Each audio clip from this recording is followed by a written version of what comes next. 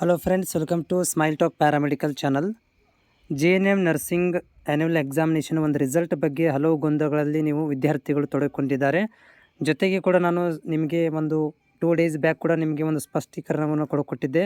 So ಎಲ್ಲಿವರೆಗೂ ಕೂಡ ಅವರು ಒಂದು ಅಫಿಷಿಯಲ್ ಅನೌನ್ಸ್ಮೆಂಟ್ ಮಾಡೋದಿಲ್ಲ, ಅಲ್ಲಿವರೆಗೂ ಕೂಡ ನೀವು ಅವ್ರು ಹೇಳಿದರು ಇವ್ರು ಹೇಳಿದರು ಕೂಡ ನಂಬಲಿಕ್ಕೆ ಹೋಗಬೇಡಿ ಅಂತ.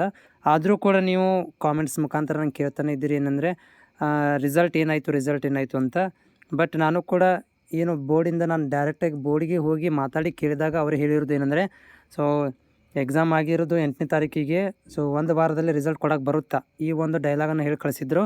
ಅದೇ ಒಂದು ಡೈಲಾಗ್ ಮೇಲೆ ನಾನು ಕೂಡ ಕಂಟಿನ್ಯೂಷನ್ ಇದ್ದೇನೆ. ಯಾಕಂದರೆ ಅತಿ ಬೇಗನೆ 15 ಡೇಸಲ್ಲಿ ಮಾಡುವಂಥ ಪರಿಸ್ಥಿತಿಯಲ್ಲಿ ಆ JNM ಬೋರ್ಡ್ ಇಲ್ಲ, ಅಷ್ಟೊಂದು ಫಾಸ್ಟ್ ಕೆಲಸ ಮಾಡುವುದರಲ್ಲಿ ಇಲ್ಲ. ಸೊ ಹೀಗಾಗಿ ಇವತ್ತು ನಾಳೆ ನಾಡಿದ್ದು 3 ದಿನ ಗೌರ್ಮೆಂಟ್ ಹಾಲಿಡೇ ಇದೆ. ಕಂಪ್ಲೀಟಾಗಿ JNM ನರ್ಸಿಂಗ್ ಬೋರ್ಡ್ ಬಂದಿರುತ್ತೆ, ಅಲ್ಲಿ ಯಾವುದೇ ಥರಂಥ ಪ್ರಕ್ರಿಯೆ ಮಾಡಲಿಕ್ಕೆ ಹೋಗೋದಿಲ್ಲ. ಸೊ ಸೋಮವಾರ ನಂತರ ಅಥವಾ ಸೋಮವಾರ, ಮಂಗಳವಾರ, ಬುಧವಾರ 3 ದಿನ ವರ್ಕಿಂಗ್ ಡೇ ಇದೆ.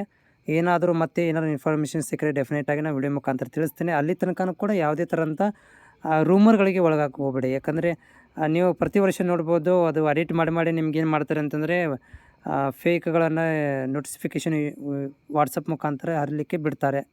ಅದು ನಿಮ್ಗೆ ಟೆನ್ಷನ್ ಕೂಡ ಕ್ರಿಯೇಟ್ ಆಗಿರುತ್ತೆ. ಸೊ ಹೀಗಾಗಿ ಆಫೀಷಿಯಲಿ ಬರೋ ತನಕನೂ ಅಥವಾ ನಿಮ್ಮ ಕಾಲೇಜಿನ ಒಂದು ಡಾಟಾ ನಿಮ್ಮ ಪ್ರಿನ್ಸಿಪಲ್ ಹೇಳೋ ತನಕನೂ ನೀವು ಯಾವುದ್ರ ಮೇಲೆ ಕೂಡ ಭರೋಸೆ ಮಾಡಲಿಕ್ಕೆ ಹೋಗಬೇಡಿ.